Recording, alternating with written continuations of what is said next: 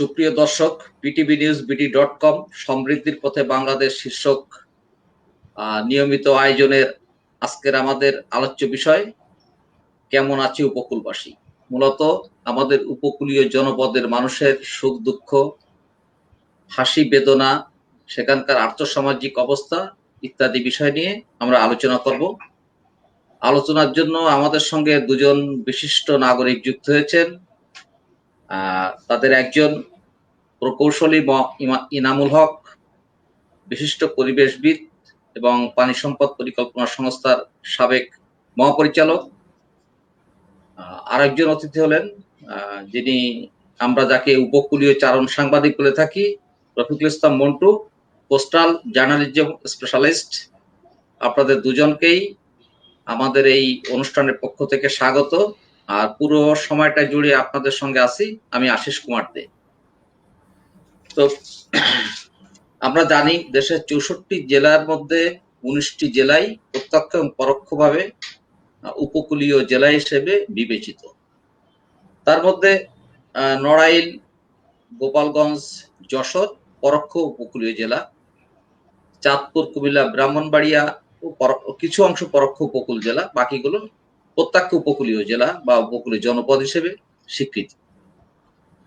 তো এই জনপদের মানুষের একটি বড় অংশ কৃষি নির্ভর এবং মৎস্যজীবী, কোনো না কোনোভাবে মৎস্য ব্যবসার সঙ্গে, মৎস্য আহরণ, মৎস্য ব্যবসা, মৎস্য বিপণনের সঙ্গে জড়িত। তো বিপুল পরিমাণ মানুষ সেখানে এই পেশার পাশাপাশি এই পেশার উপর ভিত্তি করে পরোক্ষভাবেও টিকে আছেন। কিন্তু বিভিন্ন সময় নানা ধরনের প্রাকৃতিক বৈরী পরিবেশের মুখোমুখি হতে হয় তাদের জীবনমান নিয়েও, নানা বিষয়ে, বিশেষ করে তাদের শিক্ষা, তাদের চিকিৎসা, তাদের স্যানিটেশন ইত্যাদি অপ্রতুলতা নিয়ে বিভিন্ন সময়ে গণমাধ্যমে, দেশি এবং আন্তর্জাতিক গণমাধ্যমে ফলাও করে প্রকাশিত হয়। এই গণমাধ্যমের এই প্রতিবেদন আজ নতুন নয়, সেই আমরা আমাদের জ্ঞান হওয়ার পর থেকে দেখে আসছি, হয়তো তার আগেও ছিল, সেটা এনামুল ভাই বলতে পারবেন। তো আমরা এখন সরাসরি আলোচনায় চলে যাচ্ছি। তো আমি শুরু করতে চাই প্রকৌশলী ইনামুল হককে দিয়ে। আপনি দীর্ঘদিন পানি সম্পদ সংশ্লিষ্ট বিভিন্ন সরকারি সংস্থার উচ্চ পদে দায়িত্ব পালন করেছেন এবং সরকারি দায়িত্ব পালনের পাশাপাশি তখনও করেছেন, এখনো করেছেন। আপনি এদেশের পানি সম্পদ, প্রাকৃতিক পানি সম্পদ রক্ষার জন্য, পরিবেশ দূষণের বিরুদ্ধে, প্রাকৃতিক পরিবেশকে রক্ষার জন্য আপনি এখনো রাজপথে, লেখনীতে এবং আপনার বাগ্মিতায় একই দায়িত্ব পালন করে যাচ্ছেন। তো আপনার কাছে আমার প্রশ্ন যে উপকূলীয় এলাকার নদ নদী, খাল বিলগুলো সেখানকার জনজীবন ও আর্থসামাজিক কর্মকাণ্ডে কি প্রভাব ফেলে, অর্থাৎ উপকূলীয় এলাকার পানি সম্পদ সেখানকার জনপদের আর্থসামাজিক উন্নয়নে কি প্রভাব ফেলে, প্রকৌশলী ইনামুল হক। এবং আমার একই সঙ্গে আরেকটি প্রশ্ন, সেখানকার পানি সম্পদ ব্যবস্থাপনা সম্পর্কে আপনার কাছে জানতে চাই যে পানি সম্পদ ব্যবস্থাপনা সেখানে আছে, সেটি কি উপকূলীয় জনপদ এবং উপকূলবাসীর জন্য যথার্থ কিনা, প্রকৌশলী ইনামুল হক।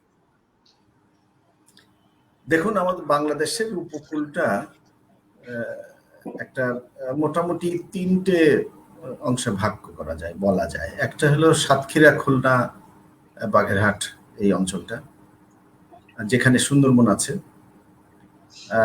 আর একটা অংশ হলো যেটা নোয়াখালী এবং ফেনী, নোয়াখালী, ফেনী, লক্ষ্মীপুর এবং এই ভোলা বা বরিশাল এলাকাটা। আর তৃতীয় অংশটি হলো চট্টগ্রাম বিভাগের যে সকল জেলাগুলো, যে মূলত 2টি জেলা, চট্টগ্রাম এবং কক্সবাজার জেলার উপকূল। 3টে উপকূল 3টি ধরনের। যেমন খুলনা সংলগ্ন যে 3টি, প্রথম যেটা দক্ষিণ পশ্চিম অঞ্চলের একদম পশ্চিম প্রান্তে যে 3টি, যেখানে সুন্দরবন আছে, এখানে জোয়ার ভাটা তো আছেই। উজান থেকে মিষ্টি পানি মিঠা পানি কম আসে বলে শীতের সময় বা শুকনার সময়, এমনকি এখনো সেখানে বর্ষার সময়ও সেখানে নদীতে লবণাক্ততার পরিমাণ অনেক বেশি। তো সেখানে এই লবণাক্ততার পরিমাণ বেশি হলেও সেখানে মানুষজন আছে। তবে সুন্দরবন এলাকাটা রয়েছে, সেখানে এই লবণাক্ততার জন্যই মানুষ একেবারে সবটা গ্রাস করে ফেলতে পারেনি। আগে কিন্তু সুন্দরবন প্রায় আমাদের বদ্বীপ অঞ্চলে বিস্তীর্ণ এলাকা জুড়ে ছিল। আমি ধারণা করতে পারি যে বৃহত্তর বরিশাল, এমনকি নড়াইল বা যশোর, যেখানে আমরা বলছি যে পরোক্ষভাবে উপকূলের কাছাকাছি, সে সকল পর্যন্তও সুন্দরবন বিস্তৃত ছিল। কিন্তু সেখানে মানুষ চলে গেছে, এখন আমরা ঘনবসতিপূর্ণ মানুষ দেখতে পাচ্ছি এবং সুন্দরবন অনেক পিছিয়ে গেছে, অনেক দক্ষিণে চলে গেছে। তবুও একটা নিঃশেষ হয়ে যায়নি, সেখানে মানুষ থাকতে পারে না। আমরা যদি বলি যে এখানকার জল সম্পদ এটা পর্যাপ্ত কিনা, জল সম্পদ বলতে এটা বোঝায় যে পানীয় জলের সম্পদ নিশ্চয়ই পর্যাপ্ত নয়। সেখানে পানীয় জল, যদি বৃষ্টির পানি কোথাও ধরে রাখার ব্যবস্থা না হলে পানীয় জল নেই। সেখানে কিছু কিছু যে সকল জায়গায় জনপদগুলো আছে, তারা পুকুর কেটে বৃষ্টির পানিটাকে ধরে রাখার চেষ্টা করে এবং সেভাবে তারা পানি পান করে।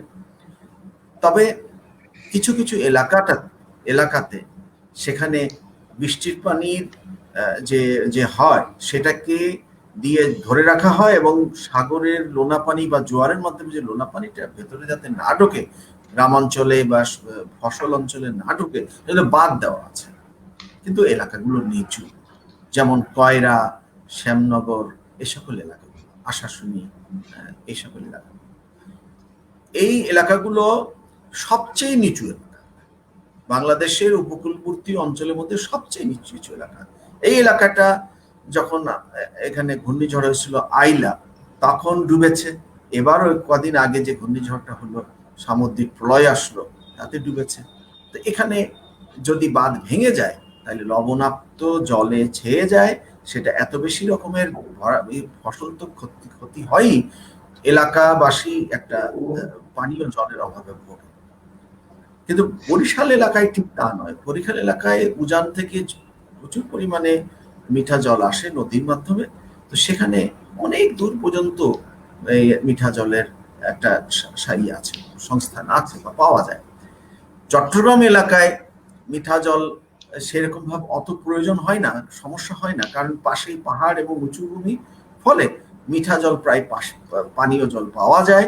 শুধুমাত্র কিছু দ্বীপ দূরবর্তী, যেমন কুতুবদিয়া দ্বীপ আছে, এই এলাকায় একটা পানীয় জলের অভাব হয়।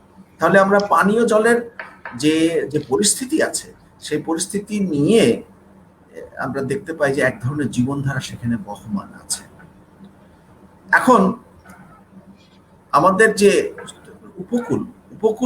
উপকূলে কয়েকটি অংশ, একটা হলো যেটা নাকি অর্থনীতিতে আমাদের একটা বিরাট ভূমিকা রাখে, কয়েকটি অংশ। এক হলো উপকূলের দক্ষিণে যে মহিষোপান এলাকা, একটা আমাদের বাংলাদেশের দক্ষিণে যে মহিষোপান আছে, প্রায় 300 কিলোমিটার পর্যন্ত, 250 থেকে 300 কিলোমিটার একটা বিস্তৃত। এটা পৃথিবীর অন্যতম বড় একটা মহিষোপান, যেখানে উজান থেকে নদীর পানির মাধ্যমে জৈবিক পদার্থ আসে এবং জৈবিক জীবাশ্মগুলো যেগুলো যে আসে, এর ফলে এখানে একটা অগভীর সাগরে প্রচুর পরিমাণে মাছের খাবার। এখানে একটা মৎস্য ক্ষেত্র, বিশাল একটা মৎস্য ক্ষেত্র রয়েছে আমাদের এই মহিষোপানে।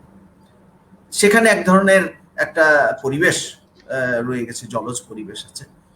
এরপর হলো ভেতরে যে নদীগুলো, যেখানে জোয়ার ভাটার নদী, সেই জোয়ার ভাটার নদীগুলো সে কক্সবাজার, চট্টগ্রাম, নোয়াখালী, ফেনী, এক পুরো উপকূল ধরে বৃহত্তর খুলনা, বৃহত্তর বরিশাল জুড়ে, সেখানে এক ধরনের মাছ এবং জীবন, মানুষের জীবন, নদীপথ, সমস্ত কিছু সেখানে রয়েছে। এবং সেখানে যেহেতু জোয়ার ভাটা, সেটা সারা বছর ব্যাপী সেখানে একটা নদীপথ আছে। আর উজানে যেটা পরোক্ষ এলাকা, যেটা আমরা বলবো এই নড়াইল, তারপরে মুন্সিগঞ্জ জেলা যেমন বিক্রমপুর জেলা, বা কুমিল্লার চাঁদপুর, ব্রাহ্মণবাড়িয়া, এগুলো পরোক্ষ উপকূল, এখানে জোয়ার ভাটা আছে কিন্তু নদীর পানি মিঠা। এটা এই অঞ্চলটা বাংলাদেশের একটা বাঙালির মাছে ভাতে বাঙালির জীবনের একটা শ্রেষ্ঠতম এলাকা বলে আমি মনে করি, যেখানে কখনো মিঠা পানির অভাব হয় না, মাছের অভাব হয় না, শস্য শ্যামলতার কোনো অভাব হয় না। আমি যেমন আমি নড়াইলে চিত্রা নদীর ধারে যখন যাই তখন আমার কাছে অসাধারণ লাগে। সেখানে জোয়ার ভাটা, স্বচ্ছ পানির জোয়ার ভাটা হচ্ছে, যেটা সাতক্ষীরা অঞ্চলে স্বচ্ছ পানির জোয়ার ভাটা নয়, সেখানে ঘোলা জলের জোয়ার ভাটা। এটা একটা পার্থক্য আছে। তো এভাবে আমরা দেখব যে যে প্রায় আমাদের যদি 20 কোটি মানুষ হয় বাংলাদেশের, তো সেখানে প্রত্যক্ষ এবং পরোক্ষভাবে প্রায় 8 কোটি মানুষ এর সঙ্গে অর্থনৈতিকভাবে জড়িত, এবং প্রত্যক্ষভাবে এটা একটা আমাদের যে অর্থনৈতিক কর্মকাণ্ড, যেটা শুধু চাষ নয়, মাছ যেটা আছে, এটা এটা মূলত কৃষি ভিত্তিক ব্যাপার। এটা এখানে শিল্প সেখানে নেই। শিল্পটা বন্দর এলাকায় বা যেখানে আমাদের চালনা বন্দর আছে সেটার একটা অন্য ধরনের অ্যাক্টিভিটিস। কিন্তু আমরা যখন উপকূলবাসীর এই প্রাকৃতিক বিষয়গুলো দেখছি, তখন এটা একটা অসাধারণ জায়গা, এই অসাধারণ সম্পদশালী জায়গা। এই সম্পদ আজকের ব্যাপার নয়, হাজার হাজার বছর ধরে এই সম্পদের জায়গা। আমি ইতিহাস লিখি, আমি ইতিহাস পড়ি, আমি দেখি যে অন্তত 2000 বছর আগে এখানে গ্রিকরা অসাধারণভাবে কিভাবে তারা আকৃষ্ট ছিল। মিনান্দারের সময় এখানে এসছেন এবং সেখানে টলেমি এখানকার ম্যাপ এঁকেছেন, এবং সেখানে গঙ্গা নদীর 5টি শাখার নাম পর্যন্ত উনি দিয়েছেন। তো এখানে তাদের একটা গঙ্গারেডি যে দেশটার কথা বলেছেন, গঙ্গে বন্দরের কথা বলেছেন, এগুলো সবই উপকূল নিয়ে। সেটা তো পরবর্তীতে সে মোগলরা হোক, ব্রিটিশরা এখান দিয়ে ঢুকেছে, মোগলরা এখানকার সম্পদ নিয়েই তারা সাম্রাজ্য চালিয়েছে। তো বাংলাদেশ তো উপকূলের উপরে দাঁড়িয়ে আছে, আমি এটা বলবো। তো সেখানে অর্থনীতি এবং এর ব্যাপারে এটা কোনো ক্রমেই অবহেলা বা অগ্রাহ্য করার মতো নয়। হ্যাঁ, ধন্যবাদ এনামুল ভাই, আপনার কাছে আবারও আসবো। আমি এবার যাচ্ছি রফিকুল ইসলাম মন্টুর কাছে। জনাব রফিকুল ইসলাম মন্টু, এই উপকূলের সঠিক আয়তন এই মুহূর্তে আমার জানা না থাকলেও সম্ভবত বাংলাদেশের মোট আয়তনের প্রায় 1/5 উপকূলীয় জনপদ, এবং এখানকার জনসংখ্যা 4.5 থেকে 5 কোটির মতো। তো আপনি দীর্ঘদিন যাবৎ উপকূলের এ প্রান্ত থেকে ও প্রান্ত ঘুরে ঘুরে পেশাগত দায়িত্ব পালন করছেন। তাদের অনেক সুখ দুঃখের প্রত্যক্ষদর্শী আপনি, বলা যায় অনেক ক্ষেত্রে তাদের সুখ দুঃখের সাথীও বটে। তো আপনার কাছে জানতে চাই যে উপকূলের শিক্ষা ব্যবস্থা, বিশেষ করে মৎস্যজীবী, কৃষিজীবী সহ শ্রমজীবী সাধারণ মানুষের সন্তানদের লেখাপড়ার ব্যবস্থা কতটা আধুনিক ও সুবিধাসম্মত, এবং সেখানকার সামগ্রিক স্যানিটেশন ব্যবস্থা। রফিকুল ইসলাম মন্টু। ধন্যবাদ। ইনা ভাই খুব চমৎকার করে বলেছেন, আর আশিস দা উপস্থাপনের সময়ও অনেকটা উপকূলের ব্যাখ্যা দিয়ে ফেলেছেন। আমরা বলি না টেকনাফ থেকে তেঁতুলিয়া, মানে এটা একটা জাতীয় স্লোগানের মতো আর কি, টেকনাফ থেকে তেঁতুলিয়া হচ্ছে বাংলাদেশ। আর আমি একটা স্লোগান তৈরি করেছি আমার কাজের ক্ষেত্রে, সেটা হলো নাফ থেকে কালিন্দী। এই যে নাফ থেকে কালিন্দী, টেকনাফের পাশ দিয়ে বয়ে গেছে নাফ নদী, ওপারে মায়ানমার, আর সাতক্ষীরার কৈখালীর পাশ দিয়ে বয়ে গেছে কালিন্দী নদী, ওপারে ভারত। এই যে 710 কিলোমিটার তটরেখা, এই পুরো অঞ্চলটা আসলে আমার পায়ে হাঁটা।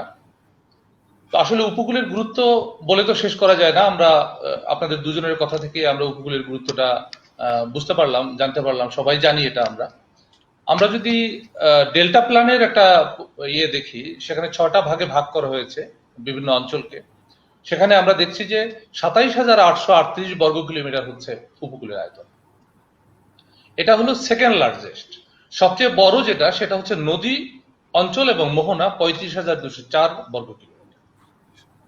বলেছেন এখানে প্রায় 5 কোটি মানুষ বসবাস করে, মানে 2011 সালের সার্ভেতে আদমশুমারিতে 4 কোটির মতো 4.5 কোটির মতো ছিল, এখন এটা 5 কোটি হয়তো হয়ে গেছে। আমাদের উপকূলের যে সংকট সমস্যা, আপনি তো আমাকে শিক্ষা নিয়ে কথা বলতে বলেছেন, কিন্তু উপকূলের দিকে চোখ ফেরালে আসলে অনেক কথাই চলে আসে। আমি শিক্ষার ফোকাসে আসছি। উপকূলের ব্যাপারটাকে আমি একটু এভাবে দেখি, যেমন ধরুন যে বাংলাদেশের কোন জায়গায় উপকূলটা আছে। আপনি যদি জলোচ্ছ্বাস হয়, ইলিশ না পড়ে, একটা ঘূর্ণিঝড় আঘাত করে, ঘূর্ণিঝড় আঘাত করার দরকার নাই, সিগন্যালও যদি পড়ে, এটা কিন্তু আমাদের অর্থনীতিতে, আমাদের উপকূলের মানুষের জনজীবনে বিরাট ধরনের প্রভাব পড়ে। একটা মাকড়সার জালকে যদি আমরা সামনে রাখি, একটা মাকড়সার জালের এক কর্নারে যদি ধাক্কা লাগে, এই ধাক্কাটা কিন্তু সারা জালের ভিতরেই এসে পড়ে। তার মানে আমাদের সিডর হয়েছে, আইলা হয়েছে, এই ধাক্কাগুলো কিন্তু আমাদের জাতীয় পর্যায়ে এসেছে, জাতীয় অর্থনীতির সঙ্গে কিন্তু ব্যাপারটা যুক্ত। ইনাম ভাই খুব সুন্দর করে বলেছেন যে আমি পশ্চিম উপকূলের যে সংকটটা, সেখানে আমপান বয়ে গেল কদিন আগে। আমার ধারাবাহিক স্টোরিটা 5 পর্বের ধারাবাহিক ছিল উপকূলীয় বেড়িবাঁধ নিয়ে। সেটা আমার এই 4টা উপজেলা ছিল ফোকাস: শ্যামনগর, কয়রা, আশাশুনি এবং পাইকাছা। এই এলাকাটা কিন্তু আমরা নষ্ট করে ফেলেছি। এখানে চিংড়ি চাষ, নোনা কষ্ট বলে একটা কথা আছে। নোনা কষ্ট হচ্ছে যে এখানে একসময় ধান চাষ হতো, মানুষ ধান আবাদ করে জীবিকা নির্বাহ করতো, কিন্তু সেইখানে লবণ এসে চিংড়ি চাষ করছে। এখন এই মানুষগুলো সুন্দরবনে যাচ্ছে জীবিকা নির্বাহের জন্য, এবং সেখানে গিয়ে বাঘের আক্রমণে শিকার হচ্ছে, এবং এর ফলে বহু নারী বিধবা হচ্ছে। এটা একটা বিরাট গল্প, এবং আমি বাইরে সম্প্রতি এই গল্পটা লিখেছিলাম, এবং ফরাসি থেকে এই বিষয়ে একটা সিনেমা হবে বলে আমার সঙ্গে যোগাযোগ করছে আর কি। তো বাংলাদেশে তো এরকম বিশাল কাজ এর আগে কখনো হয়নি। আমি যদি বলি যে উপকূলের মানুষের সংকট পশ্চিম থেকে পূর্ব পর্যন্ত সর্বত্রই নানান ধরনের আছে। আপনি যদি পশ্চিম উপকূলটায় যান, সেখানে এক ধরনের সংকট; মধ্য উপকূলে যান, সেটা এক ধরনের সংকট; পূর্ব উপকূলে এক ধরনের সংকট। ব্যাখ্যাটা দেওয়া হয়েছে যে পূর্ব, পশ্চিম, মধ্য। পূর্ব উপকূলে আমি আমার কাজের সুবিধার্থে পূর্ব উপকূলে আমি 6টা জেলাকে ধরি: কক্সবাজার, চট্টগ্রাম, লক্ষ্মীপুর, ফেনী, নোয়াখালী এবং চাঁদপুর, মানে মেঘনার ওপারটা। মধ্য উপকূলে আমি ধরি 7টা জেলাকে: বরিশাল বিভাগের 6 জেলা, বরগুনা, বরিশাল, পিরোজপুর, পটুয়াখালী, ভোলা, ঝালকাঠি এবং শরীয়তপুর। এই যে মাঝের পাটটা, এখানের চিত্রটা কিন্তু একটু ডিফারেন্ট। আবার পশ্চিম ঢাকা জেলা, ঢাকা বিভাগ, শরীয়তপুর তো ঢাকা বিভাগ। শরীয়তপুর ঢাকা বিভাগ হলেও সে মানে উপকূলের নানান ভাবে সে প্রবাহিত, মানে উপকূলের তালিকায় তার নাম আছে। এবং শরীয়তপুরের সাংবাদিকদের সাথে বা মানুষের সঙ্গে যখন আমার কথা হয়, তখন ওনারা নিজেদেরকে খুব করে বলে যে ভাই, আমরা কিন্তু ঢাকা বিভাগের বাসিন্দা। মানে ওরা আসলে ঢাকা বিভাগে পড়ার মতো না, ব্যাপারটা এরকম, মানে একটা চাপে পড়ে গেছে আর কি ব্যাপারটা। তো ফলে এই যে 3টা পার্টি কিন্তু 3 ধরনের চিত্র আমরা পাই। আমাদের উপকূলে প্রায় 10 লক্ষাধিক মানুষ একেবারেই বাইরে আছে, বেড়িবাঁধ নাই বা চর এলাকায় বসবাস করে, এবং তাদের নাগরিক সেবার ব্যাপারগুলো কিন্তু খুবই সংকটজনক। এবং আপনি যে শিক্ষার কথা বললেন, স্যানিটেশনের কথা বললেন, এর আগেও কিন্তু অনেক ব্যাপার আছে। অনেক উপকূলের অনেক সাধারণ বিষয় আছে যেগুলো আসলে তাদের ধারে কাছেও তারা নাই। আমি উপকূলের গোটা সমস্যাকে 2টো ভাগে ভাগ করে দিই আলোচনার সুবিধার্থে। সেটা হচ্ছে যে একটা হচ্ছে তার মানে অধিকার, সে যে নাগরিক সেবা পাওয়ার কথা, তার শিক্ষা, স্বাস্থ্য, স্যানিটেশন বা আরো আদার্স জেলেদের সহায়তায় আরো অনেক কিছু পাওয়ার কথা তার, কিন্তু সেইটা সে কতটা পাচ্ছে, এটা একটা বড় প্রশ্ন। আর একটা হলো পরিবেশ ও জলবায়ুগত পরিবর্তনের কারণে তার কিন্তু উপরে একের পর এক বোঝা আসতেছে, সংকট আসতেছে। এর ফলেও কিন্তু সে নানানভাবে বিপর্যস্ত। এই যে নাগরিক সেবা সে কতটা পাচ্ছে সেটা একটা ব্যাপার, আর সে নিজে কতটা মানে তার যে সামর্থ্য আছে, এই সামর্থ্যের মধ্য দিয়ে সে এটা করতে পারতেছে, এটা একটা ব্যাপার। তার উপরে কিন্তু নানান ধরনের সংকট প্রতিনিয়ত আসতেছে।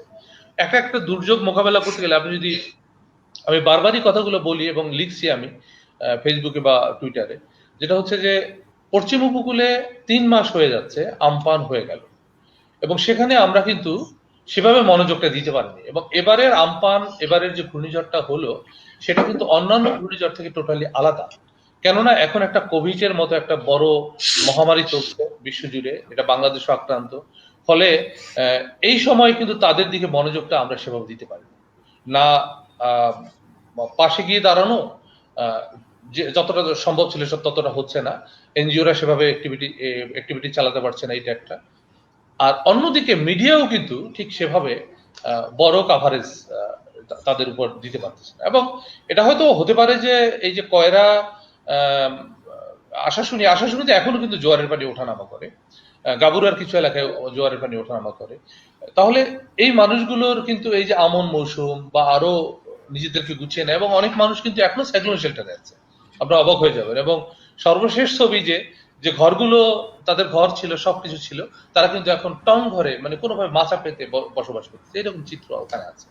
তো এই যে এক একটা দুর্যোগ যায়, সেই দুর্যোগে তাদের যে মেরুদণ্ড ভেঙে যায়, এর ফলে তারা যে ঘুরে দাঁড়াতে পারতেছে না। এবং আপনি যেটা বললেন যে শিক্ষার চিত্র খুবই আপনি আহ, আমাদের উপকূলের দ্বীপচর এলাকার যেখানে ছেলেমেয়েরা স্কুলে যায়, আমি বাস্তব অভিজ্ঞতা থেকে বলি, আমি কোনো এক দ্বীপে গিয়ে যদি আপনিও যদি যান, যেটা হচ্ছে যে শুকনো মৌসুমে যাবেন, যখন কাজের মৌসুম না, তখন স্কুলে আমি একবার একটা প্রাইমারি স্কুলে একটা ছবি তুলতে গিয়ে আমি ফ্রেমের ভিতরে ছেলে মেয়েদের ঢুকাতে পারতেছি না, এত লম্বা এত দীর্ঘ লাইন এবং এত এত পরিমাণ ছেলে মেয়ে, মানে অসংখ্য ছেলে মেয়ে, স্কুল ভর্তি, মানে জায়গা নেই, ঠাঁই নেই, এরকম অবস্থা। কিন্তু ঠিক বিপরীত চিত্র আপনি পাবেন যখন বর্ষাকাল, যখন কাজের মৌসুম, আপনি স্কুলে কোনো ছেলে মেয়েই পাবেন, মানে মেয়েদেরকে পাবেন কিন্তু ছেলেদেরকে পাবেন, এরকম চিত্র উপকূলে আছে। এবং ছেলে মেয়েরা বাবা মায়েরা মনে করে খুব সহজ হিসাব, সে আমাকেই প্রশ্ন করে যে আমি যে তাকে স্কুলে লেখাপড়া করাবো কি কারণে, আমাকে বলেন, আপনি কি তাকে চাকরি দেবেন? আপনি কি তাকে চাকরি দিতে পারবেন? সে লেখাপড়া করলো, তারপর কি হবে তার চেয়ে বরং তার এখন মানে কাজে যোগ দেওয়া উচিত, এবং সেখানেই সে দক্ষতা অর্জন করে সে এই জায়গায় একটা তার লাইফটাকে গড়ে নিতে পারবে, এরকম একটা চিত্র। তাদের মন মানসিকতাটা এরকম। তারপরে ধরুন যে মেয়েদের শিক্ষার ব্যাপারটা, মেয়েরা ঠিক আছে 5-6 পর্যন্ত স্কুলে যায়, কিন্তু এর মধ্যে যদি বিয়ের একটা সুযোগ হয়ে যায়, একটা ভালো ছেলে পাওয়া যায়, তাহলে কিন্তু তাকে বিয়েটা হয়ে যায়। এখন আপনি বলবেন যে আমরা তো বাল্য বিয়ে নিয়ে এত কাজ করি, এটা করি সেটা করি। আচ্ছা, যে লোকটা ঘরে আহ, মানে নিরাপত্তা নাই, এই মেয়েটাকে রাখার মতো নিরাপদ ব্যবস্থা তার নাই, সে কি করবে? সে তো তার মেয়েকে দ্রুত বিয়ে দেওয়ার চেষ্টাটাই করবে। আমরা বাল্য বিয়ে সম্পর্কে যখন কথা বলি, তখন তো আমার আগে সেই মেয়ের নিরাপত্তা নিশ্চিতটা করা দরকার, যে এই বাবা এই মেয়েটাকে ঘরে রাখতে পারবে কিনা, সেরকম অ্যারেঞ্জমেন্ট তার আছে কিনা। এটা কিন্তু না, এটা দূরে বসে হয়তো বলতে পারবো এটা সেটা কথা, কিন্তু যে বাবা তাকে ঘরে রাখতেছে তার চিন্তাটা কিন্তু আবার ডিফারেন্ট। ফলে আমাদের আসলে এইসব জায়গায় অনেক প্রবলেম আছে, সেই ব্যাপারগুলো আমাদের আলোচনায় আসা দরকার, এবং সেই ব্যাপারগুলো কিভাবে সমাধান করা যায় সেই সব উদ্যোগ গ্রহণ করা দরকার। এবং শিক্ষার ক্ষেত্রে আহ আহ, এপার থেকে ওপারে গিয়ে টিচাররা ক্লাস নেয়, মানে মেঘনার এপার থেকে ওপারে গিয়ে টিচাররা ক্লাস নেয়, তাহলে সে তো ঠিক মতো ওখানে যেতে পারতেছে না। আমি অনেক স্কুলে পাইছি একজন টিচার, মানে হেড স্যার আসেন এক সপ্তাহ ধরে, হয়তো দুজনই টিচার আছে, একজনই ছিল হেড স্যার ছিল, তা অন্য স্কুল থেকে আরেকজনকে এখানে ডেপুটেশন করা হয়েছে, এখন দুইজন টিচারে চালাচ্ছে, হেড স্যার এখন স্কুলে আসেন না, ওই একজন মহিলা টিচার চালাচ্ছে স্কুল। তাহলে স্কুলটা চলবে কিভাবে? সেখানে লেখাপড়া হবে কিভাবে? এই হলো সমস্যা। এখন ধরেন যে গার্ডিয়ানদের কথাও ঠিক আছে, যে আমি ছেলে মেয়েকে যদি লেখাপড়া করাই, আমার লাভটা কি হবে? আমার কি তাতে লাভ, নাকি আমি এখনই ছেলেকে মেয়েকে কাজে যোগ দেওয়াতে লাভ? কোনটা লাভ? তার কথার তো মানে তার প্রশ্নের জবাব তো আমি দিতে পারতেছি না, কেননা সে যে তার ছেলে এমএ পাস করলে চাকরি পাবে এইরকম নিশ্চয়তা কি, এইরকম গ্যারান্টি কি আমাদের না, সেই গ্যারান্টি তো ঢাকা শহরে যারা নামি দামি শিক্ষা প্রতিষ্ঠানে পড়াশোনা করেন তাদের ক্ষেত্রে তো সেই গ্যারান্টি নেই। তার মানে কি উপকূলীয় জনপদের পিছিয়ে পড়া জনগোষ্ঠী তাদের সন্তানদের উচ্চশিক্ষায় শিক্ষিত করবে না?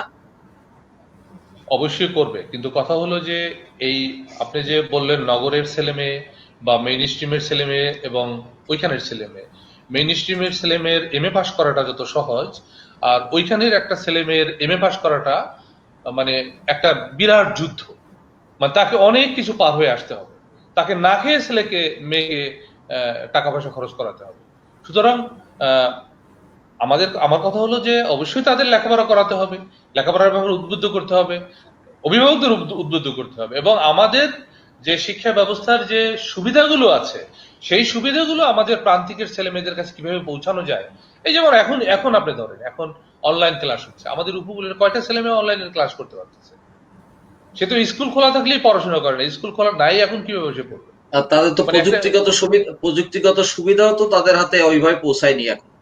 না, এখনো যে অনলাইন পৌঁছায়নি সেটা। পৌঁছায়নি। অবশ্যই অবশ্যই পৌঁছায়নি। হ্যাঁ, হ্যাঁ, আমি আপনার কাছ থেকে এই ব্যাপারে আরো শুনবো।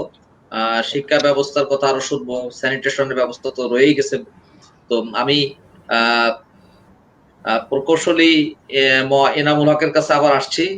আহ, এনাম ভাই, ইতিমধ্যে বিশেষ করে ওই ঘূর্ণিঝড় আমফানের পর দক্ষিণ পশ্চিম উপকূল এলাকার কিছু সংখ্যক ব্যক্তি এবং স্থানীয় সংসদ সদস্য সহ গণমাধ্যমের এক অংশ তারা দাবি তুলছেন যে উপকূলীয় এলাকায় টেকসই বেড়িবাঁধ নির্মাণ করতে হবে এবং উপকূলকে রক্ষার জন্য, সুন্দরবনকে রক্ষার জন্য উপকূলীয় বোর্ড নামে পৃথক একটি দপ্তর বা সংস্থা গঠন করতে হবে। এই ধরনের দাবি দাওয়া তারা তুলেছেন। তো তাদের এই দাবি বাস্তবায়ন হলেই কি উপকূল রক্ষা হবে, নাকি দাবির জন্য দাবি তোলা? এই আমার প্রথম প্রশ্ন। আমার দ্বিতীয় প্রশ্ন, সুন্দরবনকে রক্ষার জন্য দক্ষিণ পশ্চিম উপকূলীয় এলাকায় যে 30 ফুট উচ্চতা বিশিষ্ট বাঁধ নির্মাণের দাবি তোলা হয়েছে, এই বাঁধ নির্মাণে কি সুন্দরবন রক্ষার জন্য যথেষ্ট কিনা? প্রকৌশলী এনামুল হক। দেখুন, সারা বাংলাদেশেই নদীর ধার দিয়ে বন্যা প্রতিরোধের বাঁধ আছে। উপকূলীয় অঞ্চলে যে বাঁধগুলো আছে এটাকে বলা হয় কোস্টাল এনভায়রনমেন্ট। এটা ঠিক বন্যা প্রতিরোধ নয়, এটা হলো সামুদ্রিক প্রলয় বা সামুদ্রিক যে জলোচ্ছ্বাস আছে সেটার থেকে রক্ষার জন্য। তা আমাদের দেশে যখন বাংলাদেশ স্বাধীন হয় তখন 70-এর দশকে পুরো এই বাঁধগুলোর যারা মেনটেন করে, রক্ষা করে, পুরো পানি উন্নয়ন বোর্ডকেই শ্বেতহস্তি বলে এক ধরনের একটা প্রচারণা ছিল।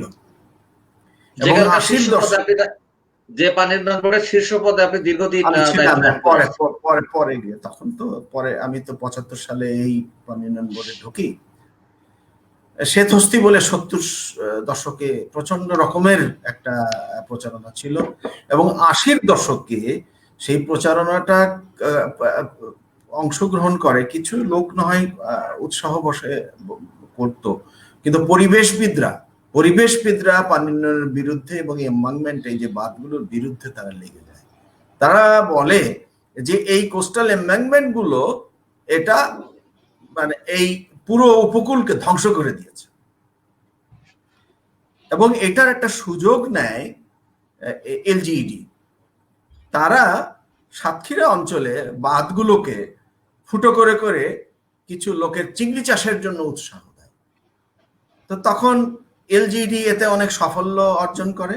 এলজিইডি তখন একটা প্রচারণার শীর্ষে চলে গিয়ে পানি উন্নয়ন বোর্ডকে প্রচন্ড রকমের একটা পেছনে ফেলে দিয়ে এলজিইডি সমস্ত বাঁধগুলোকে ফুটো ফাটা করে একেবারে সমস্ত জায়গায় একেবারে সারখার করে দেয়। তখন পানি উন্নয়ন বোর্ড ছিল, কিন্তু পানি উন্নয়ন বোর্ড ছিল শুধু গাল খাওয়ার জন্য বলা যেতে পারে। পানি উন্নয়নের প্রকৌশলীরা যারা নাকি 60-এর দশকে বলতো, তাদের প্রকৌশলীরা আমাদেরকে কাছে গল্প করতো যে 60-এর দশকে তারা দেবতার মতো ছিল, স্থানীয় লোকজন তাদেরকে এত শ্রদ্ধা করত। কিন্তু 80-র দশকে পানি উন্নয়ন বোর্ড শুধু গাল খাওয়ার জন্য ছিল এবং 80 এবং 90-এর দশকে এই পুরো যে এনভায়রনমেন্টের সিস্টেমটা ধ্বংস হয়ে যায়। ফলে এই যে আয়লা কিংবা আমফান যে অবস্থাটা হচ্ছে, বলে পারে বাঁধগুলো যখন শেষ হয়ে কোথায় ছড়িয়ে যায় তখন মাসকে মাস, বছরকে বছর ধরে এর কেউ খবরই রাখে না, কারণ যা করার তা করা হয়ে গেছে। এখন যদি একটা দাবি ওঠে যে সুন্দরবনকে রক্ষা করার জন্য সুন্দরবন বোর্ড করতে হবে, আমাদের এখানে নদীগুলোকে রক্ষা করার জন্য উপকূলীয় বোর্ড, আমাদের এখানে একটা নদী রক্ষা কমিশন করা হয়েছে। এরা শুধু বেরিয়ে বেড়ায়, টাকা পয়সা খরচ করে। আমার তো মনে হয় না ছিটে ফোটাও কোনো নদী রক্ষার কোনো কাজ এদের দ্বারা হয়েছে। কিন্তু কতগুলো আমলা তারা বেতন টেতন পায়, বিদেশেও ঘোরাঘুরি করে। সেরকম করে এই বোর্ডগুলো হলে পারে অনেকগুলো আমলার সুযোগ সুবিধা হবে, কোনো সন্দেহ নেই। কিছু প্রকৌশলী, কিছু কনসালট্যান্ট, কিছু টাকা পয়সা ভালোই খরচা হবে, কোনো সন্দেহ নেই। কিন্তু যে বাংলাদেশের এই স্বাধীনতার 50 বছরে এর পুলিশ, এর আমলাতন্ত্র, এর আইন যে অবস্থায় এসে গেছে, আগামী 30 বছরের মধ্যে এটাকে সুষ্ঠুভাবে আনা, কোন একটা নিয়ম শৃঙ্খলার মধ্যে আনা, এই রকম চললে অসম্ভব। এই রকম এই গতিতে চললে কোন রকম কোনো একটা তন্ত্র বা কোনো কিছুতে একটা নিয়ম শৃঙ্খলায় আনা অসম্ভব। অতএব সেটা একটা বোর্ড হলে পারেই যে উপকূল রক্ষা হয়ে যাবে, এটা একেবারেই অসত্য। বরং এটা একটা আরো মাথা ভারী একটা ব্যাপার হবে, এটা একটা বোঝা হবে, এবং যারা এখানে কাজ করবেন তারা হয়তো খুব আরামে থাকবেন, বেড়াতে পারবেন, এমনকি সাগর টাগরও বেড়াতে পারবেন। এখন প্রশ্ন হলো যে 30 ফুট উঁচু বাঁধ করলে পারে হবে কিনা। সুন্দরবন এলাকায় তো বাঁধ লাগবে না। সুন্দরবন এলাকাকে তো খোলা রাখতে হবে, সে জলোচ্ছ্বাসের জন্য খোলা রাখতে হবে, সে প্রলয়ের জন্য খোলা রাখতে হবে, লোনা পানি আসা যাওয়ার জন্য খোলা রাখতে হবে। বরং খুলনা এলাকায় যে পরিমাণ দূষণ আছে, ইন্ডাস্ট্রিয়াল দূষণ, সেগুলো রোধ করার জন্য কিছু কাজ করলে পারে সুন্দরবনের উপকার হবে। যে জাহাজ বা জাহাজের বর্জ্যগুলো চলাচলের জন্য যে সকল দূষণ হচ্ছে, সেটা নিয়ন্ত্রণ করলে বরং কিছু কাজ হবে।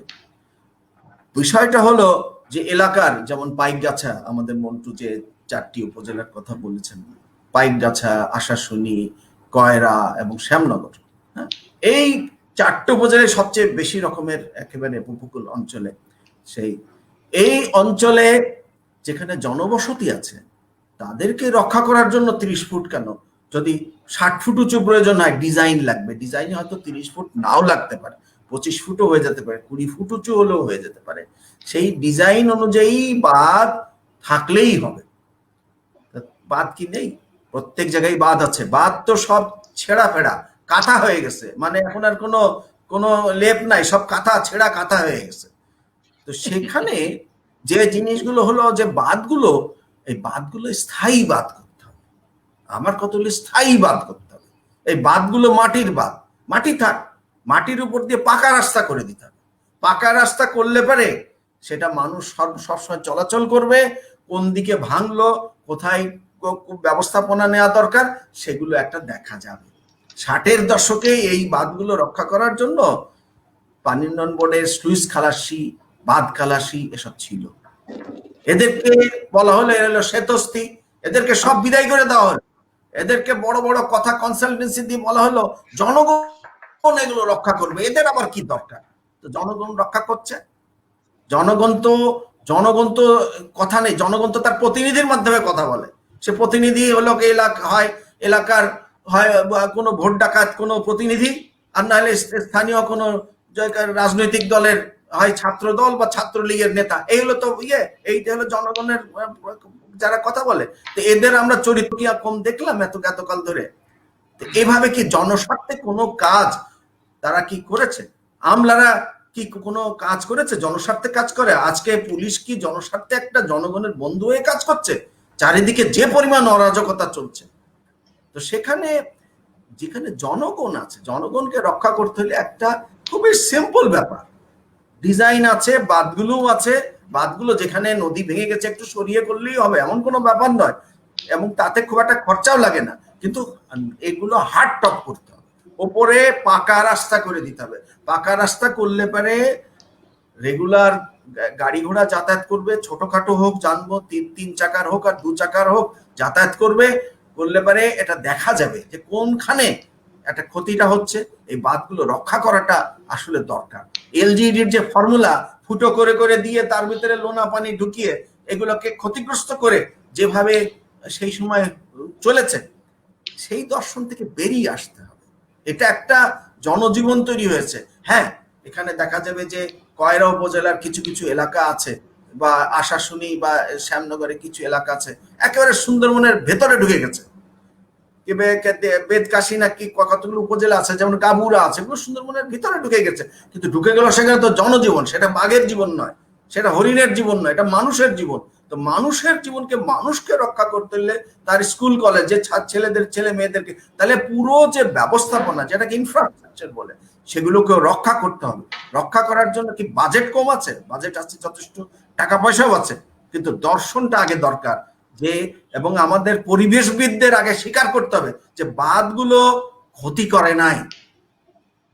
আমি তো পরিবেশবিদরা যে কিভাবে কি বলেন, কি বোঝেন আমি বুঝি। আমি তো কেউ দুই একটা একটু লাফালাফি করলেই বড় বড় পরিবেশবিদ হয়ে যান। আমি তো দেখি না তারা যে কিভাবে এই কথা। আমি তাদের সঙ্গে একমত নই যে তারা যেটা বলছে। হয়তো বলবে যে আপনি তো পানি উন্নয়ন বোর্ডে ছিলেন, আপনি তো এই ধরনের কথা বলবেনই। বেশ, আমি বলে গেছি, বলে যাচ্ছি, বলে যাব। এখন তোমরাও বলছো, বলো, বলে যা হবার তা তো হয়েই গেছে। আগামী 20 বছরেও আমি দেখছি যে অবস্থা। সুন্দরবন যখন একবার এসছিল, সিদর এসছিল, সিদর আসার পরে সুন্দরবনের প্রচুর ক্ষতি হয়। সেই সাউথ খালির ওপাশে একটা বিশাল ক্ষতি হয়ে গেছিল। ক্ষতি হওয়ার পরে অনেক বিশেষজ্ঞ বলেছিলেন যে আগামী 50 বছরে সুন্দরবন উঠে দাঁড়াতে পারবে না। আমি তখনও টক শোতে যেতাম, তখন আমি বলেছি সুন্দরবন আগামী 2 বছরের মধ্যে দাঁড়িয়ে যাবে। আমি জাস্ট উল্টো কথাটা বলেছিলাম, কারণ ও হলো একটা প্রাকৃতিক ভাবে, ওটা প্রাকৃতিক বন, ও প্রাকৃতিক ভাবে দাঁড়িয়ে যাবে। সুন্দরবনের জন্য আমাদের অত মাথা ব্যথার দরকার নেই। আমাদের মাথা ব্যথার ওখানে কিছু মানুষ থাকে, সাধারণ মানুষ, এবং সেই সাধারণ মানুষগুলো একেবারেই অবহেলিত, তারা বঞ্চিত, তারা প্রতারিত। তাদেরকে রক্ষা করা দরকার।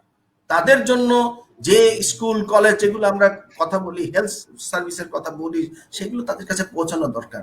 তারা যে একটা কিভাবে করছে, এখন আমরা তো আবার কিছু বলতে পারি না। কিছু বলতে গেলে রাজাকার হয়ে যাব।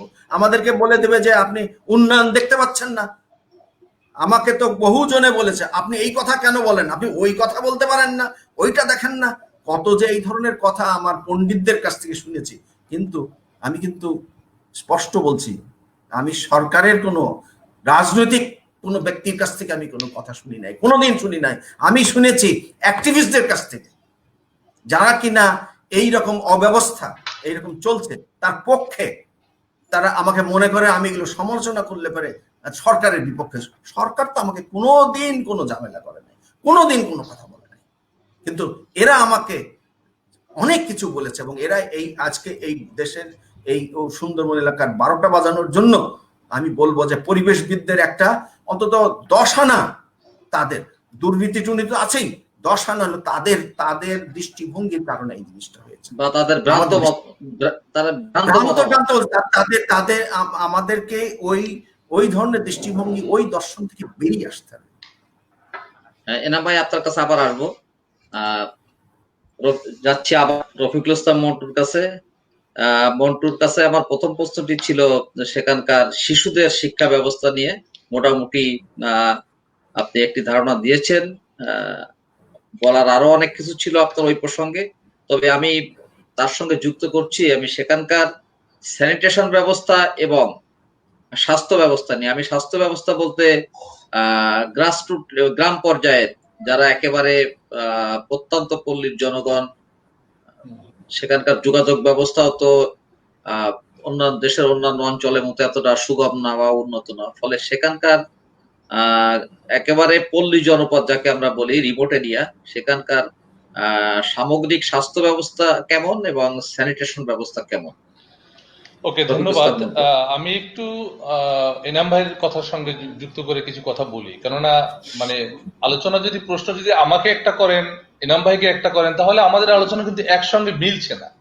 তো সে কারণে আমি এনাম ভাইয়ের কথার সঙ্গে কিছু যোগ করি। যেটা হচ্ছে, এনাম ভাই বললেন যে মানে বাঁধ উঁচু করার ব্যাপারটা কিন্তু জরুরি না। এনাম ভাইয়ের সঙ্গে আমি পুরোপুরি একমত। যেটা হচ্ছে বাঁধ উঁচু করতে হবে, সেটার চেয়েও জরুরি কিন্তু বাঁধ রক্ষণাবেক্ষণ করতে হবে। আপনার দক্ষিণ বেতকাশিতে ঘড়িলাল গ্রামে আমি যখন হাঁটি, কবি শামসুর রহমান, ওই ইউনিয়নের চেয়ারম্যান, দক্ষিণ বেতকাশি ইউনিয়নের চেয়ারম্যান, বর্তমান চেয়ারম্যান, উনি বললেন আমার ইউনিয়নে 27 কিলোমিটার বেড়িবাঁধ আছে, আপনি 10 কিলোমিটার বেড়িবাঁধ দিয়ে মোটরসাইকেল চলতে পারবেন না। ও, তিনিও কবি? সেই শামসুর রহমানও কবি? তিনিও কবি, কবিতা লেখেন। আচ্ছা আচ্ছা। উনি কবি। আজ আমাদের প্রধান কবি শামসুর রহমানের মৃত্যুবার্ষিকী।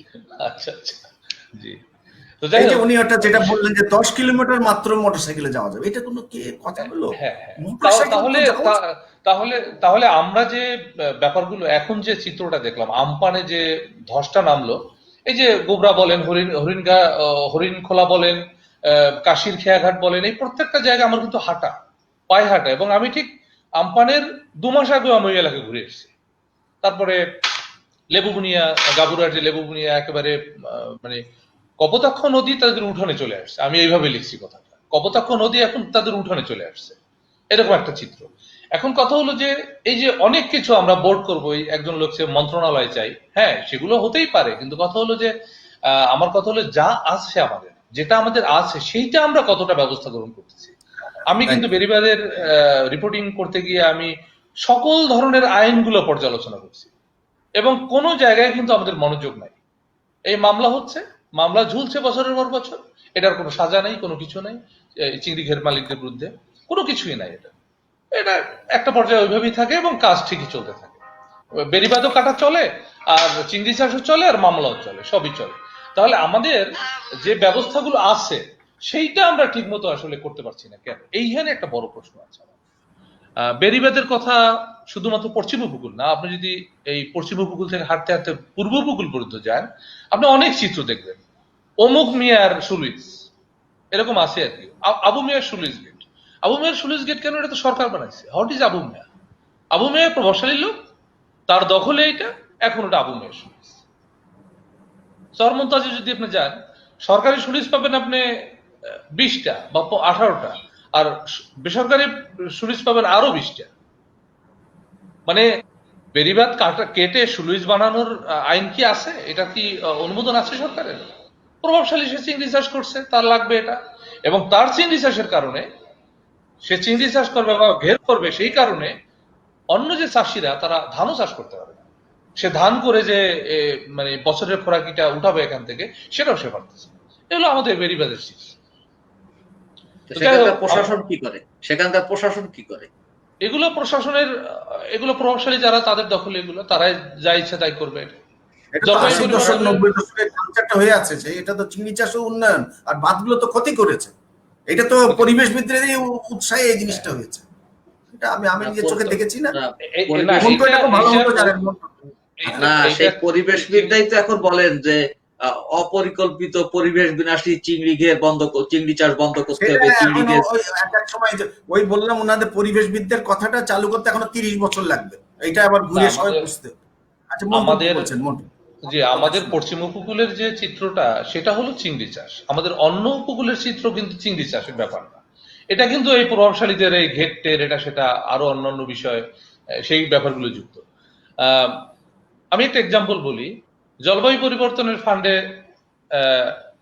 বেড়িবাঁধ হলো চল্লতা, চালিতা বুনিয়ার একটা অংশ হলো চল্লতা, এটা হলো গলাচিপা, পটুয়াখালীর গলাচিপা। আমি দেখলাম যে খালটা যেখান দিয়ে গেল, সুলুইস গেটটা ঠিক সেই সোজা যাচ্ছে না, সুলুইস গেটটা আর একটু পাশ দিয়ে দূর দিয়ে। তো আমি প্রশ্ন করলাম, কারণ কি? এই সুলুইস গেটে তো এই খালের পানি যাবে না, যেতে পারবে না, তাহলে এই সুলুইস গেটটা এখানে কেন? তো এইটা এলাকার মানুষের বলার কোনো সাহস নাই। কেন? কারণ সুলুইস গেটটা ওইখানে কেন না, চেয়ারম্যান সাহেব বলেছেন সুলুইস গেটটা ওইখানে হবে। কারণ চেয়ারম্যান সাহেবের মাছের ঘেটটের এগুলো আছে, ফলে সুলুইস গেটটা ওইখান থেকে লাগবে। এবং পরে দেখা গেল যে বর্ষাকালে যখন পানি জমে যায়, কৃষকরা তখন বাঁধ কেটে পানি সরিয়ে ধান চাষ করে। তো এই হলো, এগুলো দেখার তো লোক আছে আমাদের, প্রত্যেক জায়গায় তো আমাদের লোক আছে। তাহলে এগুলো কেন হচ্ছে? আবার বেড়িবাঁধ হচ্ছে, বেড়িবাঁধের বাইরে আমি দেখছি অনেক জায়গায় অনেক লোক রয়ে গেছে। আপনি নতুন বেড়িবাঁধ করলেন, মানুষগুলো বাইরে রয়ে গেল কেন? আবার ক্ষতিপূরণের টাকা অনেকে পাচ্ছে না। এরকম অনেক চিত্র বেড়িবাঁধ নিয়ে আছে আমাদের। আসলে এগুলো বললে এগুলো বলা শেষ হবে না। যে প্রশ্ন আশিস দা করলেন সেটা হচ্ছে যে স্যানিটেশন এবং স্বাস্থ্য ব্যবস্থা। আমরা জানি যে 6000 মানুষের জন্য একটা কমিউনিটি ক্লিনিক আছে, এটা আমরা জানি। কমিউনিটি ক্লিনিক একেবারে তৃণমূল পর্যায়ের যে স্বাস্থ্যসেবা ব্যবস্থা, স্বাস্থ্যসেবা নিশ্চিত। হ্যাঁ, এবং আপনি আমাদের উপকূলে এসে দেখেন যে কয় হাজার মানুষের জন্য একটা কমিউনিটি ক্লিনিক। হয়তো একটা দ্বীপ ইউনিয়ন, সেখানে হয়তো 22,000 লোক আছে, 25,000 লোক আছে, হয়তো একটা কমিউনিটি ক্লিনিক আছে। তাহলে এই এত মানুষ, আপনি বললেন যে 6000 মানুষের জন্য একটা কমিউনিটি ক্লিনিক করলেন, তাহলে এত মানুষ কি করে একটা কমিউনিটি ক্লিনিক থেকে সেবা পায়? আবার কোথাও 3টা কমিউনিটি ক্লিনিক থাকার কথা। বলার মদনপুরে আমি দেখলাম যে 2টা কমিউনিটি ক্লিনিক আছে, তার মধ্যে একটা হচ্ছে ওই যে ধান চাল এর গুদাম, মানে সয়াবিন রাখার গুদাম, মানে এটা প্রভাবশালীদের দখলে। আর একটা হচ্ছে ডাক্তার সাহেব আসেন সপ্তাহে একদিন, ওষুধ আপনি পাবেন না, সবসময় তালাবদ্ধ দেখবেন। তাহলে এই স্বাস্থ্য সেবার মানেটা কি? আমরা যখন পজিটিভ খবর বলি, অবশ্যই এটার পজিটিভ দিকও আছে, সেটা হয়তো অন্য এলাকার চিত্র, কিন্তু উপকূলের চিত্রটা বেশিরভাগ কিন্তু এইরকম। আমি অনেক জায়গায় দেখেছি যে ডাক্তার যিনি আছেন, বেশিরভাগ জায়গায় দ্বীপে কেউ থাকেন না ডাক্তার, তারা কিন্তু এপার থেকে যান। আর এপার থেকে যাওয়া মানে কি, দুর্যোগপূর্ণ আবহাওয়া থাকলে তার পক্ষে যাওয়া কঠিন, ওখানে যেতে লাগবে 3 ঘন্টা, ওখানে তার একটা বড় সমস্যা থাকতে পারে, সে যেতে পারলো না, আজকে অনেক সমস্যাই থাকতে পারে। তাহলে আমরা এই যে দোরগোড়ায় নেওয়ার কথা বললাম, আমরা ডাক্তারকে তো দোরগোড়ায় নিতে পারলাম, ওষুধটা তো আমরা দোরগোড়ায় নিয়ে পৌঁছাতে পারলাম না। তাহলে আমরা কি করলাম? আমরা ইউনিয়ন এর উপরে আপনি আসেন যে ইউনিয়ন স্বাস্থ্য কেন্দ্র, ইউনিয়ন স্বাস্থ্য কেন্দ্রের অবস্থা চিত্রটাও তো একই। এই যে এখন কোভিড কালীন সময় চলছে, খুব সংকট কাল, মানে যদি ওই দ্বীপাঞ্চলের যদি এইরকম একটা মহামারীর চিত্র কখনো ঘটে যায়, না ঘটুক সেইটাই আমরা চাই, তাহলে কি হবে? আপনার সেই প্রান্ত থেকে এই জেলা সদর পর্যন্ত আসতে আসতে তো খবর হয়ে যায়। একটা মানুষের একটা খুব জরুরি মুহূর্তে যখন মানুষ হাসপাতালে ডাক্তারের খোঁজ পায় না, এবং হাতুড়ি ডাক্তার লোকাল লেভেলে তো হাতুড়ি ডাক্তাররা মানে আছেই, যে ডাক্তার আচ্ছা, উপকূলীয় এলাকায় কি সরকারি ব্যবস্থাপনায় কোনো অ্যাম্বুলেন্স সার্ভিস আছে? মানে আমি নো সরকারি অ্যাম্বুলেন্সের কথা, কিছু কিছু এলাকায় চালু হয়েছে। আমি নো অ্যাম্বুলেন্সের কথা বলছি, নো অ্যাম্বুলেন্স। বলছি কিছু ভোলার কিছু কয়েকটা জায়গায় এটা চালু আছে, রিসেন্টলি চালু হয়েছে, কিন্তু সেইটা কি আসলে আপনি মনে করেন যে এই নো অ্যাম্বুলেন্স চালু হলো আর একজন কৃষক একজন জেলে তার অসুস্থতার জন্য সে সঙ্গে সঙ্গে এটা পেয়ে গেল? এটা আপনার কাছে কি মনে? চিত্রটা একটু উল্টা আর কি, মানে আমরা মনে হয় আমাদের কাছে যে খুব ইজি, আমরা দিলাম হয়ে গেল, ব্যাপারটা তা না আসলে। তারপরে আপনি দেখেন যে এই যে হাতের কাছে স্বাস্থ্যসেবার কথা আমরা বলতেছি, আমরা কিন্তু সেটা পৌঁছাতে পারতেছি না, পারি নাই। দ্বীপাঞ্চল থেকে থেকে উপজেলা কিংবা জেলা সদর পর্যন্ত আসা একজন রোগীর পক্ষে খুব কঠিন ব্যাপার, কিন্তু এটা কিন্তু তার কাছে একটা মানে হয়তো কোনো সময় সে নৌকো পাচ্ছে না, ট্রলার পাচ্ছে না, একটা রাতে হয়তো তাকে আসতে হবে, সে কি করে আসবে? আমাদের মধ্য উপকূলে কিন্তু এই চিত্রটা খুব মানে ভয়াবহ, মানে পশ্চিম এবং পূর্বে হয়তো এতটা না, কারণ পশ্চিম এবং পূর্বে এতটা দ্বীপাঞ্চলটা নাই, হয়তো সড়ক পথে তারা চলে আসতে পারে, কিন্তু যেখানে দ্বীপ থেকে তাকে আসতে হয় সেখানে কিন্তু এই চিত্রটা একটু কঠিন আর কি। নৌপথই তাদের একমাত্র মাধ্যম, নৌপথই তাদের একমাত্র ভরসা এবং বাধা আর কি, দুটোই বলতে পারেন আর কি। তবুও তো তারা সেই বাধা উপেক্ষা করেই জীবন বাঁচানোর তাগিদে শহরের দিকে আসার চেষ্টা করে চিকিৎসার জন্য। রফিকুল ইসলাম মন্টু, আপনার কাছে আমি শেষ মুহূর্তে আরেকবার আসবো, তার আগে আমি এনামুল ভাইয়ের কাছে আরেকবার যাচ্ছি। এনামুল ভাই, আপনি একটি মূল্যবান কথা বলেছেন যে বাংলাদেশ উপকূলের উপর ভিত্তি করেই টিকে আছে, অর্থাৎ আপনার কথা একটি স্পষ্ট যে উপকূল বাংলাদেশের হার্ট বলা যায় বা অন্যতম রিসোর্স বলা যায়। এই উপকূলকে রক্ষা, অর্থাৎ উপকূলীয় জনপদকে আরো সমৃদ্ধ করা এবং সেখানকার সকল শ্রেণী ও পেশার মানুষের জীবনমানের উন্নয়ন করার লক্ষ্যে সরকারের প্রতি আপনার সুনির্দিষ্ট কোনো পরামর্শ আছে কিনা, সংক্ষেপে প্রকৌশলী এনামুল হক। আমার সুনির্দিষ্ট পরামর্শ হলো যে পানি উন্নয়ন বোর্ডের কে আরো বেশি রকমের দায়িত্বশীল করে তার কি জনবল প্রয়োজন আছে সেগুলোকে দিয়ে তার যে ইনফ্রাস্ট্রাকচার, মানে যে অবকাঠামোগুলো যেগুলো তার আছে সেগুলো সে যাতে সুষ্ঠুভাবে মেনটেন করতে পারে, সরকারের উচিত হলো সেটা সহায়তা দেয়া। তাহলে এই অবকাঠামোগুলো তো সবই উপকূলবাসীর যে জানমাল রক্ষার জন্য, তাদের ফসল রক্ষার জন্য এইগুলো অবকাঠামোগুলো নির্মিত হয়েছে। এবং সেখানে কোনো ভূমি অধিগ্রহণের কোনো সমস্যা নেই, বাঁধগুলো আছে, বাঁধগুলোর শুধু মেনটেন করলে হয়। আর যেটা নাকি আমি পরামর্শ দিচ্ছি সেটা হলো এটা পানি উন্নয়ন বোর্ডের প্রকৌশলীদের প্রতিও এবং সরকারের উচ্চ পর্যায়ে যা অন্যান্য যারা নীতি নির্ধারক আছে তাদের প্রতিও বলছি যে সমস্ত উপকূলীয় বাঁধগুলোকে উপরটা হার্ডটপ করা, মানে একটা সারা বছরব্যাপী চলাচলযোগ্য অন্তত 10 থেকে 12 ফুট চওড়া রাস্তা নির্মাণ করা। এটা করলে পারে সেটা এটা সারা বছরব্যাপী এটা মেনটেন করার বা রক্ষণাবেক্ষণের একটা পরিস্থিতির সৃষ্টি হবে। তখন মানুষও এটা তৎপর হতে পারবে। আচ্ছা, তারপরে হলো যে যে আমি যে আগেই বলেছি জনবল দেওয়ার ব্যাপারটা, জনবল আগে যে আমাদের বাঁধ খালাসি বা স্লুইস খালাসি থাকতো সেইগুলো প্রয়োজন আছে কিনা সেটা একটা খতিয়ে দেখে বা উপকূলগুলো রক্ষার জন্য একটা টাস্ক একটা ওই মুহূর্তের একটা ফোর্স, একটা টাস্ক ফোর্স বলা যেতে পারে, রেডি ফোর্স, এটা যাতে সবসময় কার্যকর থাকতে পারে সেই ব্যবস্থাটা একটা করা দরকার আছে। আমাদের দেশে তো প্রচুর যুব অধিদপ্তর আছে, যুব শক্তি প্রচুর আছে, বিভিন্ন ভাবে তাদেরকে মোবিলাইজ করা সম্ভব। এদেরকে নানাভাবে জড়িত করে এটা এমন একটা অবকাঠামো যেটা অর্থনীতি, জানমাল সমস্ত কিছুর ব্যাপারে এটার উপরে ওই উপকূলটা দাঁড়িয়ে আছে। এটা রক্ষা করা দরকার। সকলের এভাবে একটা বাস্তব দৃষ্টিভঙ্গি নিয়ে, শুধুমাত্র একটা আকাশ কুসুম কল্পনা নিয়ে বা এক ধরনের একটা চমকপ্রদ কথাবার্তা বলে মানুষের দৃষ্টি আকর্ষণ করা কিংবা একটা সরকারের দৃষ্টি আকর্ষণ করা বা নেতা হওয়ার বা একটা পরিবেশবিদ হওয়ার ওই ধরনের না করে বাস্তবসম্মত দৃষ্টিভঙ্গি নিয়ে আমাদের এই সমস্যাগুলো, এই বিষয়টাকে দেখা দরকার। দেখুন, ধন্যবাদ। রফিকুল ইসলাম মন্টু, আপনার কাছে আমার শেষ প্রশ্ন।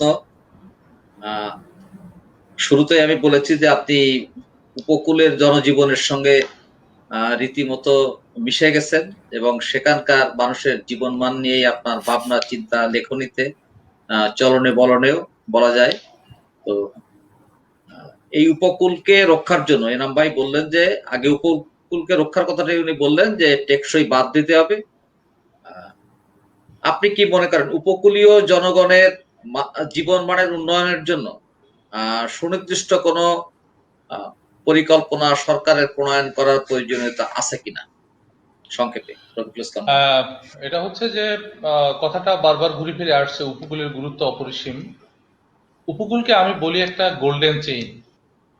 মানে পৃথিবীর কোন দেশ এই গোল্ডেন চেইনের এক টুকরো যারা পেয়েছে তারা এটাকে ব্যবহার করে বিরাট সমৃদ্ধি অর্জন করে ফেলেছে।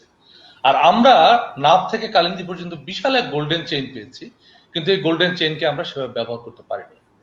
মানে আমি এই অর্থে বলছি যে আমাদের উপকূলে বিপুল সম্ভাবনা আছে। আমাদের কৃষি ক্ষেত্রে, মৎস্য ক্ষেত্রে, অনেক ধরনের পর্যটন ক্ষেত্রে অনেক ধরনের সম্ভাবনা আছে। এই সম্ভাবনা বিকাশের যথাযথ পদক্ষেপ গ্রহণ করতে হবে। এইটা আপনারা জানেন 2005 সালে উপকূলীয় অঞ্চল পলিসি একটা হয়েছিল, কোস্টাল জোন পলিসি 2005। এটার ভিতরে কিন্তু সবকিছু বলা আছে যে আমাদের উপকূলের উন্নয়ন কিভাবে হবে, কি কি সম্ভাবনা, কি কি ভাবে বিকাশ করার উদ্যোগ গ্রহণ করতে, প্রত্যেকটা জিনিস বলা আছে। এখন মনে হয় এই উপকূলীয় অঞ্চল পলিসিটা কারো মনেই নাই। এটা গেল একটা ব্যাপার যে সম্ভাবনা বিকাশে যথাযথ একটা পদক্ষেপ গ্রহণ করতে হবে। আমাদের উপকূলের দুর্যোগ মোকাবেলার জন্য স্থানীয় মানুষকে আরো সক্ষম করে গড়ে তুলতে হবে। দুর্যোগে এই যে আমপানে এই 4টা উপজেলার কথা বললাম, তারা কিন্তু এখন বিপর্যস্ত, তাদের কাছে কিন্তু কেউ যাচ্ছে না। তাহলে এই মানুষগুলো যে বারবার মানে আবার ঘুরে দাঁড়াবে, এই যে এক জীবনে যদি 2বার 4বার 5বার ঝড়ের মধ্যে পড়ে, তার জীবনটা কিভাবে হয়? তাহলে আমাদের উপকূলের মানুষকে দুর্যোগের হাত থেকে বাঁচাতে যথাযথ প্রোটেকশনটা দিতে হবে। আমাদের বেড়িবাঁধ তো এনাম ভাই বললেনই, সেটা তো আমাদের করতেই হবে। পাশাপাশি আমাদের একটা সবুজ চেইন গড়ে তুলতে হবে সারা উপকূল, একেবারে পূর্ব নাভ থেকে শুরু করে একেবারে কালিন্দী পর্যন্ত। আমাদের কিন্তু অনেক জায়গায় আমরা দেখি যে বন লাগানো হয় কিন্তু বন থাকছে না। আমরা ইদানিং দেখছি যে এটা বলতেই হয় যে কুকরির বনটা কিন্তু বড় হচ্ছে, এবং এটা আমি একটু অন্যভাবে দেখি যে এই বনটাকে তারা নার্সিং করার জন্য, লালিত পালিত করার জন্য অনেক প্রচেষ্টা গ্রহণ করেছে। ফলে এটা এখন দ্বিতীয় সুন্দরবন নামে পরিচিত হয়েছে। আমাদের শুধু দ্বিতীয় সুন্দরবন না, আমাদের সুন্দরবন তো আসলে ছিল চক্রিয়া পর্যন্ত, তাহলে এবং বরগুনার টেংরাগিরিও একটা সুন্দরবনের পার্ট, সেটাও আছে। তা আমরা এই নতুন করে আমাদের সারা উপকূলে যদি একটা দেয়াল গড়ে তুলতে পারি, তাহলে কিন্তু আমাদের দুর্যোগের ঝুঁকিটা অনেকটা কমে যায়। আরেকটা ব্যাপার হলো যে আমাদের নাগরিক সেবাটা মানুষের কাছে পৌঁছাতে হবে। আমরা যে কথা ঢাকা শহরে বলছি, আমরা 99% ছেলে মেয়েকে স্কুলে পাঠিয়েছি, আমাদের উপকূলের ছেলে মেয়েরা 99% ছেলে মেয়ের স্কুলে যেতে পারে। এবং আমরা বলছি যে স্বাস্থ্যসেবা দোরগোড়ায় নিয়েছি, আমরা যেন মাঠে গিয়েও সেটা দেখতে এবং আরেকটা শেষ করি আমি। আরেকটা ব্যাপার হলো যে মানুষের যেন ওই যে ডাক্তারের ওষুধও না, হাতুড়ি ডাক্তারের ওষুধও নিতে না হয়, আর পাশাপাশি আবার কবিরাজের কাছেও যেতে না। মানে সে চিন্তা করে যে আমি দুই জায়গা থেকেই নিলাম, যেখান থেকে আমি ভালো হয়। এই চিত্রটা যেন না থাকে, মানুষের মধ্যে সচেতনতা বাড়াতে হবে। আরেকটা ব্যাপার হলো যে আমাদের যে অপউন্নয়ন গুলো হচ্ছে, এইটা রোধ করতে হবে। আমাদের যেখানে যেটা প্রয়োজন না সেখানে সেটা আমি করছি, আর যেখানে যেটা প্রয়োজন সেটা আমি করছি না। দেখুন, ভোলার এপারে কিন্তু বিশাল ব্লক ফেলে বাদ দেওয়া, এবং একইভাবে একই সঙ্গে আমি যখন কমলনগরে বাদটা দিলাম না, তখন এপারের পানি ধাক্কা খেয়ে কিন্তু ওপারে গিয়ে ভাঙন তীব্র আকার ধারণ করে। এবং আমার দেখা 5 কিলোমিটার দূরে দেখছি আমি নদী, সেই নদী 5 কিলোমিটার কাছে চলে আসছে। এই 5 কিলোমিটারের বাড়ি, বসতি, কৃষি জমি সব তো নদী গর্ভে হারিয়ে গেল। তাহলে আমরা একসঙ্গে কেন উন্নয়নটা করলাম না? আমরা যখনই ভোলায় বাদ দিলাম, তখন আমরা কমলনগর কেন করলাম? এবং এইরকম এটা একটা এক্সাম্পল, এইরকম আরো অনেক বিষয় আছে উপকূলের চরাঞ্চল আছে, সেগুলো যথাযথ পরিকল্পনার মধ্য দিয়ে আমাদের বিকাশ ঘটাতে হবে। এবং এভাবেই আমরা উপকূলের মানুষের ভালো করতে পারি এবং তাদেরকে ভালো রাখতে পারি। শুধু উপকূলে বেড়াতে যাব সেটা না, উপকূলের দিকে নজর দিতে হবে দেশের রাষ্ট্রীয় অর্থনীতির জন্য, রাষ্ট্রের অবকাঠামো, রাষ্ট্রের যে সার্বিক অবস্থা ভালো রাখার জন্য আমাদের উপকূলের দিকে নজর দিতে হবে। কেননা উপকূলে 19টা জেলা আছে, 19টা জেলার মধ্যে 16টা জেলা অলরেডি ঝুঁকির মধ্যে আছে। তো সুতরাং উপকূলের দিকে আমাদের মনোযোগ না দিয়ে কোনো বিকল্প নাই। ধন্যবাদ। সুপ্রিয় দর্শক, রফিকুল ইসলাম মন্টু এবং প্রকৌশলী ইনামুল হক দুজনেই আমাদের উপকূলীয় জনপদ, সেখানকার মানুষের জীবনযাত্রা এবং সামগ্রিক প্রেক্ষাপট, সমস্যা এবং সমাধানের পথ উন্মোচন করে নানা ধরনের মূল্যবান তথ্য উপস্থাপন করেছেন। এবং এই উপকূলীয় জনপদ, জনজীবন নিয়ে আমরা আগামীতে আরো একাধিক আলোচনা করতে চাই। একেবারে তৃণমূলের সমস্যাগুলো জাতির সামনে তুলে ধরতে চাই, আকর্ষণ করতে চাই রাষ্ট্রীয় নীতি নির্ধারকদের, যাতে বাংলাদেশের প্রায় মোট আয়তনের 1/5 এলাকা, 19টি জেলা নিয়ে যে উপকূলীয় জনপদ, সেই জনপদের উন্নয়ন হোক। সরকারের দৃষ্টি উপকূলের দিকে আছে। আমাদের মাননীয় প্রধানমন্ত্রী উন্নয়নে বিশ্বাসী এবং ওনার আন্তরিকতার কোনো ঘাটতি নেই, কিন্তু সেটি আরো কঠোরভাবে মনিটরিং করা হোক, পরিকল্পিত উন্নয়ন কর্মসূচি হাতে নেওয়া হোক। একই সঙ্গে দক্ষিণ পশ্চিম আঞ্চলিক উপকূল এবং সুন্দরবনকে সুরক্ষার জন্য যথাযথ পদক্ষেপ নেওয়া হবে, আমরা সেই প্রত্যাশা করি। সুপ্রিয় দর্শক, আমরা অনুষ্ঠান আজকের মতো এখানে শেষ করছি। দেখা হবে আগামীতে অন্য কোনো বিষয় নিয়ে। সে পর্যন্ত আপনারা সবাই ভালো থাকুন। প্রকৌশলী ইনামুল হক এবং রফিকুল ইসলাম মন্টু, আপনাদেরকে ধন্যবাদ। শুভরাত্রি।